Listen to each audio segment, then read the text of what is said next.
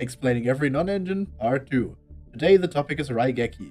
Like God of Greed and Graceful Charity, it is one of Yu-Gi-Oh's Power 9. This term is used in Magic the Gathering for their 9 old banned spells, and Yu-Gi-Oh's first set had something similar. What does it do? The effect of Raigeki, similar to other power spells of its time, is rather simple. It's a normal spell you can play to destroy all monsters your opponent controls.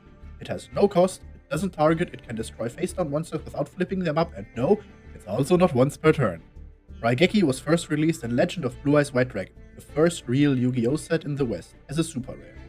Its name is Japanese for lightning bolt, and with the release of its alt art version, it is safe to assume that it is a manifestation of the power of Slifer the Sky Dragon, one of the Egyptian god cards. In the early days of Yu-Gi-Oh, Raigeki was unbelievably powerful. There were few monsters with protection from it, and negates were even rarer. It was limited at the same time as the other power spells of its time were, and banned in April of 2003. It was then slowly released back and finally unlimited in 2022. Why it's good or bad? Raigeki is a card that has not aged very well. Yes, it has a lot of things going for it on paper, but in practice it is simply too inflexible to be used nowadays. Its usefulness usually boils down to trading for one negate, and other cards can also just do that while having other uses as well.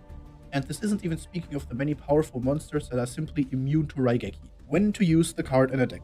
If a top meta deck happens to be weak to it, it can be a decent sideboard option in decks already playing Breakers to pair with Raigeki. The second option is in blind second decks based on spamming other power spells, when the format is very wide or new or uncertain. Two archetypes that use the card regularly in such cases are Sky Striker and Tenpai.